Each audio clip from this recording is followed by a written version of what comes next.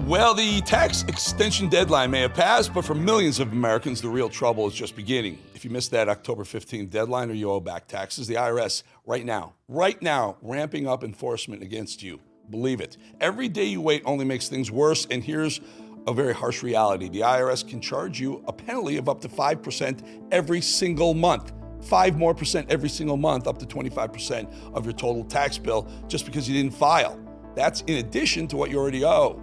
The good news, there's still time for Tax Network USA to help. Self-employed or a business owner, no problem. Even if your books are a mess, they've got you covered. Tax Network USA specializes in resolving financial chaos and getting you back on track fast with tools like property seizures, bank levies, and wage garnishments. The IRS is applying pressure at levels we haven't seen in decades. It's not too late to regain control. Your consultation is always 100% free. In one short call and a few simple questions, the experts at Tax Network USA can determine how much you can save. Just call this number, 1-800-905-8000. 1-800-905-8000 right there on the screen, or visit tnusa.com/RAV, tnusa.com/RAV. Let Tax Network USA help before the IRS makes its next move on you, folks. All right.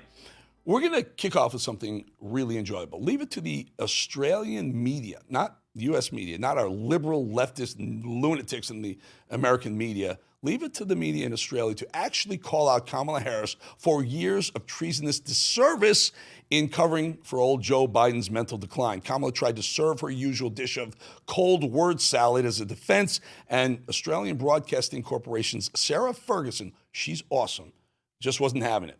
In the first part of this clip, Kamala tries to distract from a question about Joe Biden by, of course, talking about Trump. That's what they all do.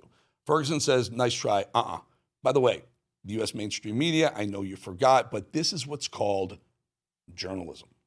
Wasn't Joe Biden then, to put it on him, wasn't his refusal to recognize his own frailties the reason that you faced a nearly impossible task?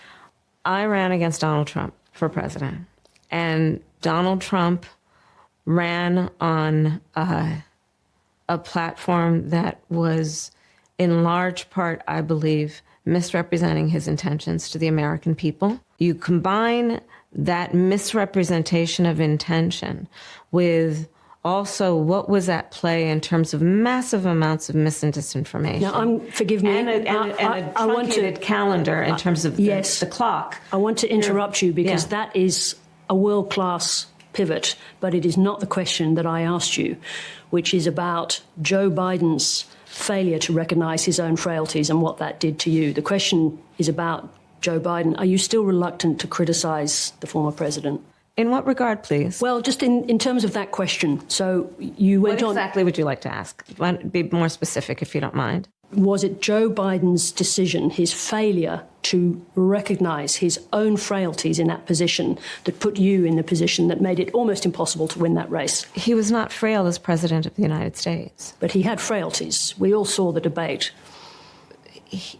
I do believe that Joe Biden had the capacity to be president of the United States, and I have never doubted that he had the capacity to be president of the United States. Told you gonna like it. Like I said, highly enjoyable. Clearly, Kamala Harris, must have signed some sort of agreement. I don't know, maybe she's not allowed to tell the truth because some kind of agreement must have been made, because she not only makes that ridiculous statement that Joe Biden was fit to be president and then even for another 4 years, which is clearly a lie, but she keeps on going, which is probably in line with that deal she made with, either the devil or the Democrat Party, because they're one and the same.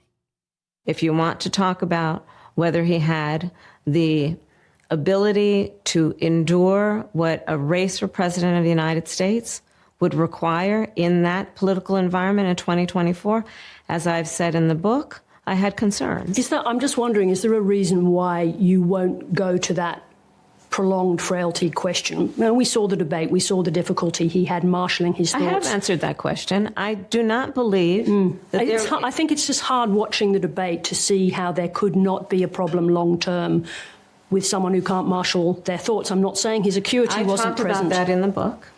And I also mentioned the context in which that debate occurred. And you'll probably remember how I talked about that in terms of what his travel schedule had been, that what he had been enduring in terms of the timing of that debate. I talk about it extensively in the book. I'm not shying away from that. That's why I wrote it in the book, because I do know it's a question people had. You know, here's the problem. It takes an Australian journalist to hold her accountable for the lies that she puts up. She said the same thing when she was running for president when asked, was Joe Biden capable of being president when she was running? And she said the same thing, it was travel schedule. That's BS. The debate against Trump, where he got absolutely slaughtered, happened 10 days after he returned from his European trip or world trip, wherever he was, and they still said he was too tired to debate 10 days later. If he's too tired to debate 10 days later, he's too tired to be president for 1 minute. I almost said a bad word there. Democrats have resorted to new lower lows, as we've seen, calling President Trump an authoritarian, comparing him to Hitler every day, even referring to the entire Trump administration as Nazis. But now any Republican seems to be fair game to the party of violence, as Connecticut Congressman Jim Himes makes very, very clear. You know, where does it stop? Do we now start executing drug dealers on the corners of Brooklyn? Where does it stop if all of a sudden the government, without telling anybody anything, can take this kind of lethal action just because they've decided that they've got the right to do so? If Lindsey Graham and other Republicans want to go the route of saying it's okay to kill people illegally, just so long as the American public supports it, the American public needs to really think that through. You know, there will be a Democratic president someday, and all my MAGA friends who are, cheering on these illegal killings need to imagine who gets killed when President Alexandria Ocasio-Cortez says that it doesn't matter what the law says. She's going to do what she's going to do. I tell you who gets killed when AOC's president. All those conservatives are going to blow our heads off, because I don't want to see that either. He's basically saying if it's a Democrat president, they'll be able to kill MAGA. Interesting. Way to go, Himes, Connecticut. Good luck in re-election. Want to see a Democrat in true panic? This is really good. This is awesome. Watch Chuck Schumer doing what I guess it would call damage control, because he's not only flushing his entire party down the drain, the future of it, over a government shutdown, but he's also doing serious damage to the country just to retain some so-called leverage that they think they're getting. On Saturday, for the first time in American history, a vicious, heartless president is cutting off food stamps to hungry children, elderly who can't afford enough food to feed themselves, veterans who are down on their luck, all because he wants to use them as hostages so that Democrats will stop fighting for people's health care. This president is a liar. Republicans are trying the same failed play that they tried before. Get rid of health care for American people. You're on your own. If you can't afford health care, it's your fault. That's the Republican attitude. The Obamacare precursor to the ACA, which is what we have right now, was written by Democrats. Every single Republican voted against it. It's their policy, it's their program, and it was set to expire. These payments that the Democrats are fighting about right now, they wrote it into the law to expire this year, next month, or beginning of November, next week. Their idea, their policy. We didn't want any part of it. Now they want to blame Trump for a government shutdown that they brought upon the country on their own.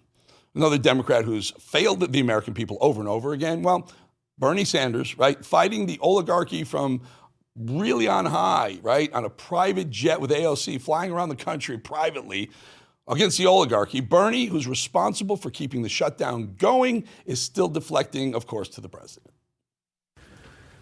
We are here today.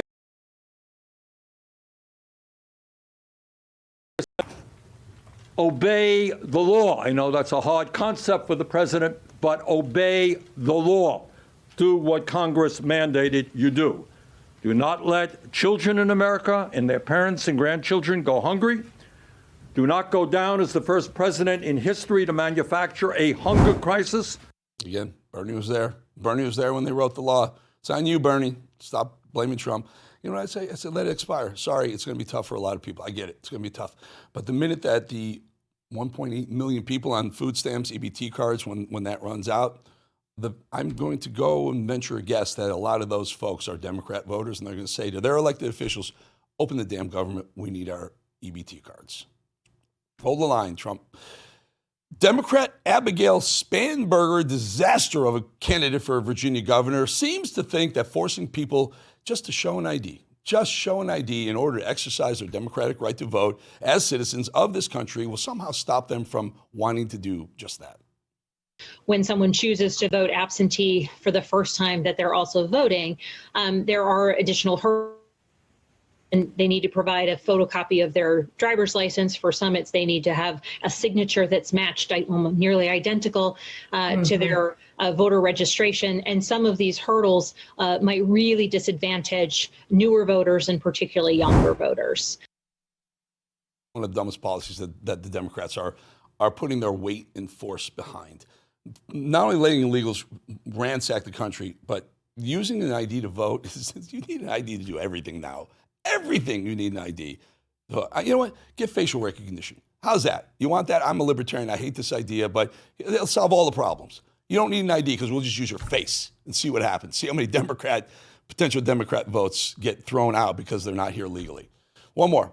Late night hack. Jimmy Kimmel actually thinks that the likes of AOC, Jasmine Crockett, two of the least qualified politicians around right now, would fare well against President Trump in a televised IQ duel, proving yet again that he's a shill for the Democrat Party.